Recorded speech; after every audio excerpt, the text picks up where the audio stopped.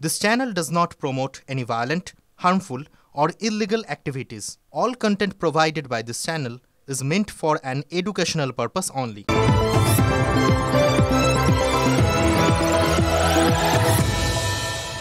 নমস্কার, শুরু করছি নিউজ টপ 9। আমি দীপ রয়েছে আপনার সঙ্গে। শুরুতেই ট্যাংরা কাণ্ডের দিকে নজর রাখতেই হচ্ছে, তার কারণ ট্যাংরা কাণ্ডে গ্রেপ্তার ছোট ভাই প্রসূন দে। আজই এনআরএস থেকে ছাড়া হয় প্রসূন দেকে। এনআরএস থেকে সোজা তাকে নিয়ে যাওয়া হয় ট্যাংরা থানায়। ট্যাংরা থানায় দীর্ঘক্ষণ জিজ্ঞাসাবাদের পর গ্রেপ্তার করা হয় তাকে। এ বিষয়ে আরো বিস্তারিত জানতে কথা বলবো প্রতিনিধি সুপ্রিয় রয়েছেন টেলিফোন লাইনে। সুপ্রিয়, পুলিশি তদন্তে আর কি কি উঠে এলো? দীপ, তোমাকে প্রথমেই যেটা বলবো যে ট্যাংরা কাণ্ডে অবশেষে প্রসূন দে তাকে গ্রেপ্তার করলো ট্যাংরা থানার পুলিশ। তিনি এনআরএস হাসপাতাল থেকে ছাড়া পাওয়ার পর তাকে ট্যাংরা পুলিশ স্টেশনে নিয়ে যাওয়া হয় এবং সেখানে বেশ কয়েক ঘন্টা জিজ্ঞাসাবাদের পর তাকে পুলিশ গ্রেপ্তার করেছে। এবং সেক্ষেত্রে পুলিশ সূত্রে আমরা যেটা জানতে পারছি যে ইতিপূর্বে হাসপাতালে থাকাকালীন তদন্তকারীদের কাছে প্রসূন দে তিনি যে বয়ান দিয়েছিলেন, সেখানে তার নিজের স্ত্রী রমি এবং তার বৌদি অর্থাৎ সুদেশনা দে তাদের দুজনকে খুন করার কথা সে স্বীকার করলেও তার মেয়ে প্রিয়ম্বদা তাকে খুনের কথা কিন্তু সে তখনও পর্যন্ত স্বীকার করেনি। কিন্তু আজ থানায় গিয়ে যখন তাকে জিজ্ঞাসাবাদ করা হয়, সেই জিজ্ঞাসাবাদে বৌদি এবং স্ত্রীর পাশাপাশি তার মেয়ে প্রিয়ম্বদা তাকেও যে সে নিজেই খুন করেছে শ্বাসরোধ করে, তেমনটাই কিন্তু সে স্বীকার করেছে। এবং তারপরেই এই যে ট্যাংরাতে 3 জনের খুনের মামলাতে প্রসূন দে তাকে পুলিশ আজকে গ্রেপ্তার করেছে এবং আগামীকাল তাকে আদালতে পেশ করা হবে এবং তাকে হেফাজতে চেয়েও কিন্তু পুলিশের তরফ থেকে আবেদন জানানো হবে, এমনটাও কিন্তু আমরা পুলিশ সূত্রে জানতে পারছি। সুপ্রিয়, অনেক ধন্যবাদ তোমাকে।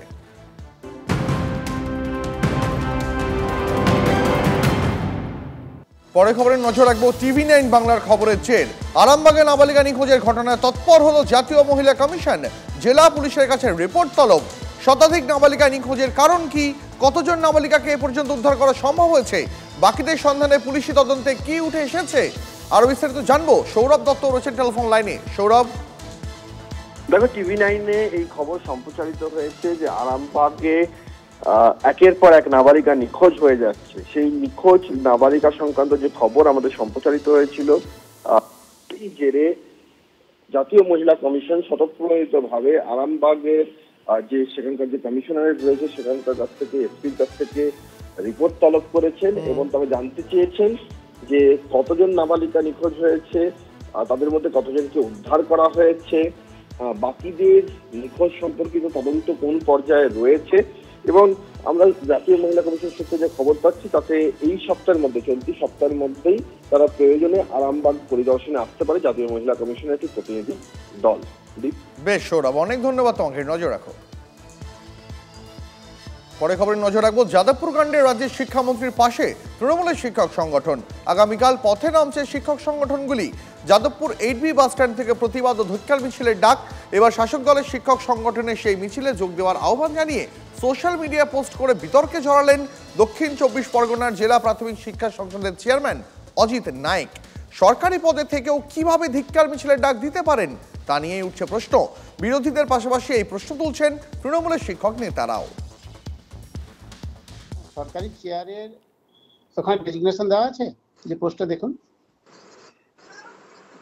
একজন শিক্ষক শিক্ষাঙ্গনের শিক্ষামন্ত্রী আক্রান্ত, তার প্রতিবাদ হওয়া উচিত। এখানে রাজনীতির প্রশ্ন উঠবে কেন? রাজনীতির বা কি আছে? এখন তো আমরা কোনো রাজনৈতিক কিছু ব্যানার নিয়ে কিছু লিখিনি। শিক্ষাঙ্গনে শিক্ষার যিনি কর্ণধার তিনি আক্রান্ত, এটা স্বতঃস্ফূর্ত প্রতিবাদেরই একটা লক্ষণ।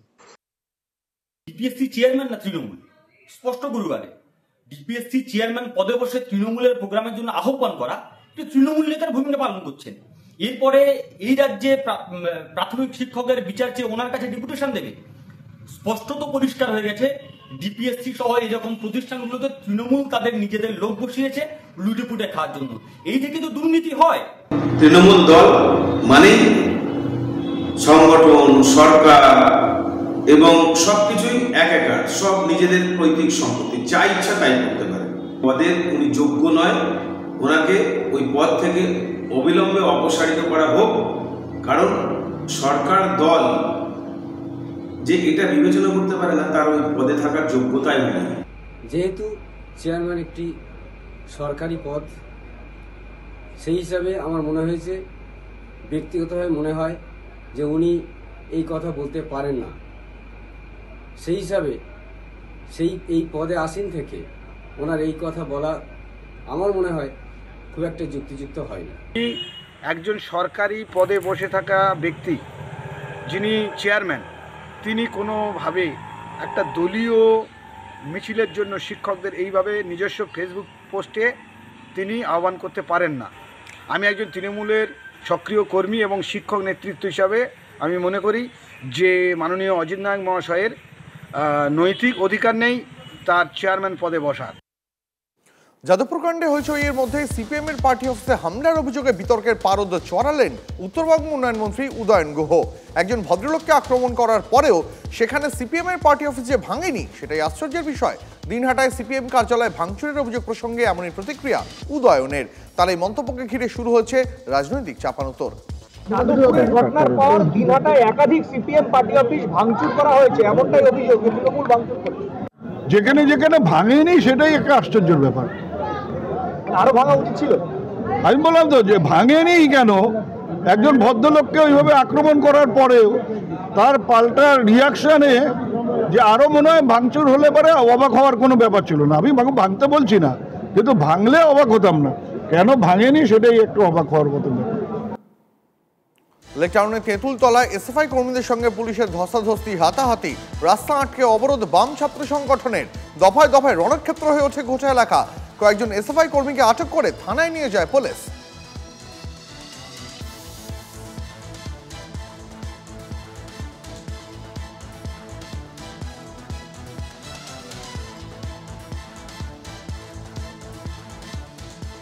পরে খবরে নজর রাখবো। আবারও বিতর্কিত মন্তব্য উদয়ন গুহর।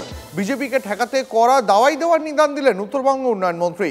সোমবার কোচবিহারের দলীয় সভা থেকে মন্তব্য, যেখানে যেমন প্রয়োজন তেমন দাওয়াই দিতে হবে। সেটা ক্যাপসুল হতে পারে, হোমিওপ্যাথি গুলি হতে পারে বা অপারেশন।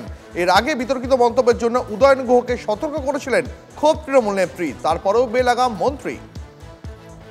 সমস্যা বিজেপি তৈরি করতে পারে সেই ব্যাপারে আমাদের মাঝে মধ্যেই বসে আলোচনা করতে হবে। আমাদের কর্মীদের কিভাবে করতে হবে এবং তাকে মোকাবিলা করবার জন্য যে যে পদ্ধতি, অর্থাৎ যেখানে ক্যাপসুলে হবে সেখানে ক্যাপসুল, যেখানে ওই হোমিওপ্যাথির গলিতে হবে সেখানে গুলি, আর যেখানে অপারেশনের দরকার হবে সেখানে অপারেশন করে এই বিজেপিকে ঠেকাতে হবে।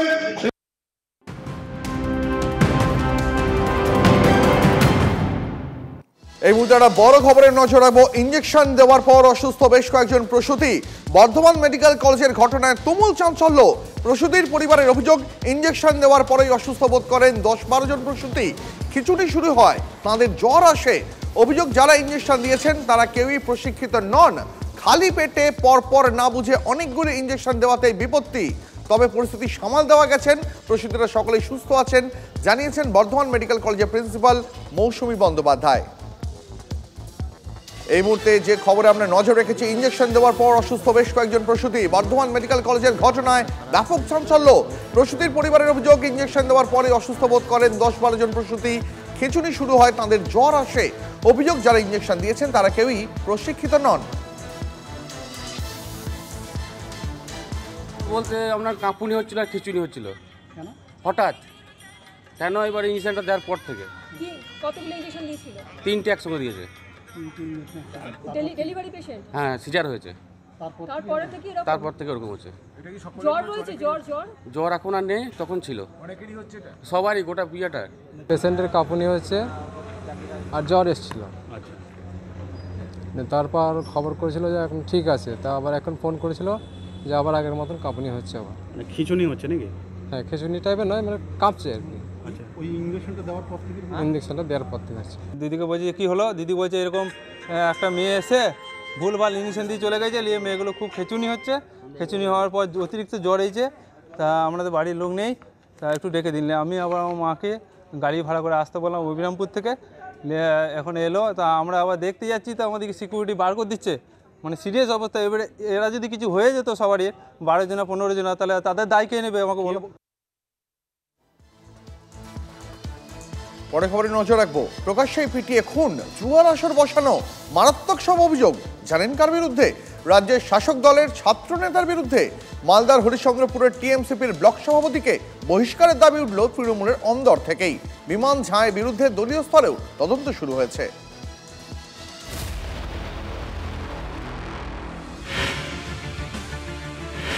তৃণমূল ছাত্র পরিষদের নেতার বিরুদ্ধে পোস্টারে ছয়লাভ, শোরগোল মালদার হরিশ্চন্দ্রপুরে। ১ নম্বর ব্লকের টিএমসিপির সভাপতি বিমান ঝায়ের বিরুদ্ধে অভিযোগের দীর্ঘ তালিকা। তৃণমূল নেতাকে দলীয় জনসভাতে প্রকাশ্যে পিটিয়ে খুনের অভিযোগ। জুয়ার আসর বসানোর অভিযোগ ব্লক সভাপতির বিরুদ্ধে। শুধু তাই নয়, বিমানের বিরুদ্ধে শ্মশানের জমি বিক্রি করে দেওয়ার অভিযোগে আন্দোলনে নেমেছিলেন গ্রামবাসীরা। তারপরেও তার বিরুদ্ধে দল বা প্রশাসন কোনো ব্যবস্থা নেয়নি বলে অভিযোগ। এই পোস্টার ঘিরে শুরু হয়েছে রাজনৈতিক চর্চা। বিরোধীদের দাবি, তাদের করা অভিযোগ এখন তৃণমূলের একাংশই করছেন। তো সব কাছে যুক্ত, এটা জানে তৃণমূলের নেতারা। ওর কাছ থেকে তৃণমূলের উপরতলার নেতারা যদি কমিশন না খায় এই সমস্ত দলে থাকতে পারে না। আমার মনে হয় এই তৃণমূল যা বলেছে বলতে পারছে না সামনাসামনি বলে পোস্টারের মাধ্যমে মানুষকে জানিয়েছে। জনসাধারণ চাইছেই না, কিন্তু তৃণমূলের নেতারাও এখন যাচ্ছে না, ওরা প্রকাশ্যে মুখ খুলতে পারছে না, ওরা পোস্টার লাগিয়ে দিচ্ছে। বিমান ঝাড় বিরুদ্ধে দলীয় স্তরে তদন্ত শুরু করার নির্দেশ দেওয়া হয়েছে। এই নিয়ে কোনো লিখিত কমপ্লেন আমাদের দলীয়ভাবে জমা পড়েনি। তৎসত্ত্বেও তৃণমূল কংগ্রেস যেহেতু যে কোনো করাপশনের সাথে জিরো টলারেন্স এজেন্ডা নিয়ে কাজ করে, আমরা অবশ্যই দলীয়ভাবে এটা তদন্ত করার নির্দেশ সঙ্গে সঙ্গেই দিয়েছি।